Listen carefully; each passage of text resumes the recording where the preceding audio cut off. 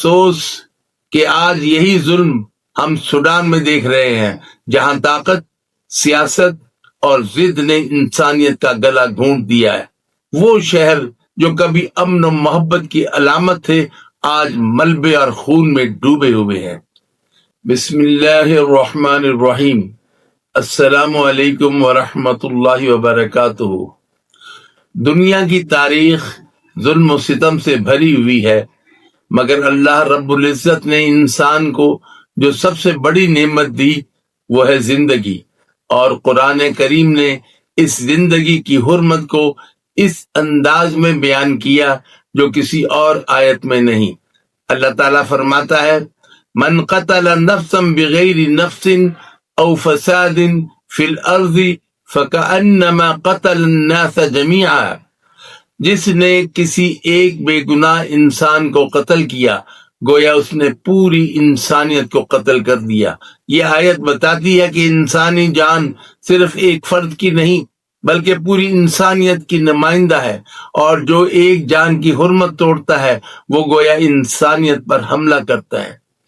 مفسرین لکھتے ہیں کہ یہ آیت بنی اسرائیل کے ایک واقعے کے بعد نازل ہوئی، جہاں ایک انسان نے اپنے بھائی کو ظلم کے ساتھ قتل کر دیا، اور اسی سے انسانیت کے اندر ظلم کا آغاز ہوا۔ قرآن نے اسی موقع پر اعلان کیا کہ اب سے ہر انسان کی جان اللہ کی امانت ہے، اسے ناحق لینا اللہ سے بغاوت ہے۔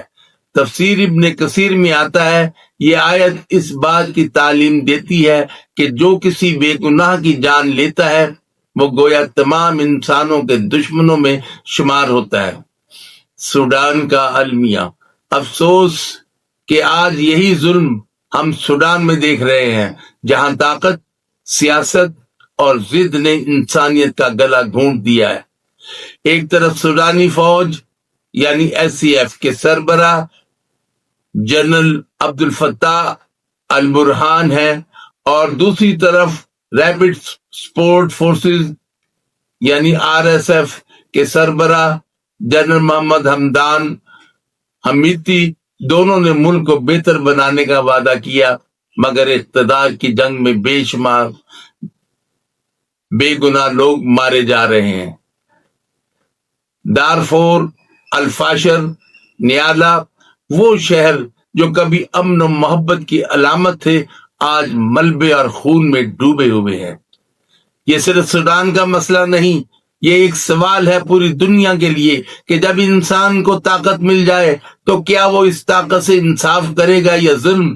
اسلامی پیغام، طاقت اور عدل۔ اللہ تعالیٰ قرآن میں فرماتا ہے، ان اللہ یأمر بالعدل والاحسان، بے شک اللہ انصاف اور بھلائی کا حکم دیتا ہے۔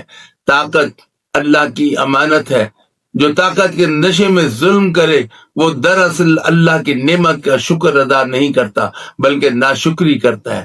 نبی پاک صلی اللہ علیہ وسلم نے فرمایا، ظلم قیامت کے دن اندھیرا بن جائے گا، یعنی جو آج ظلم کرتا ہے وہ کل قیامت کے دن روشنی سے محروم ہوگا، چاہے وہ حکمراں ہو، سپاہی ہو یا عام انسان۔ دنیا بھر کے مظلوم انسانوں کے نام، سوڈان ہو یا فلسطین، کشمیر ہو یا دنیا کا کوئی بھی خطہ، جہاں کہیں بھی خون ناحق بہایا جا رہا ہے، وہ صرف انسانوں پر نہیں انسانیت پر ظلم ہے۔ ہمیں یہ سوچنا ہوگا کہ اگر اللہ ہمیں طاقت، اختیار، زبان یا علم دیتا ہے تو کیا ہم اسے ظلم کے لیے استعمال کریں گے یا امن کے لیے؟ اسلام کہتا ہے طاقت امن کے لیے ہے، انتقام کے لیے نہیں۔ اختلاف ہو سکتا ہے مگر ظلم کبھی جائز نہیں۔ ہم سب دعا کریں کہ اللہ تعالیٰ ہمیں عدل کرنے والا اور ظلم سے نفرت کرنے والا انسان بنائے، اور سوڈان سمیت دنیا بھر کے مظلوموں کو امن، تحفظ اور انصاف نصیب فرمائے۔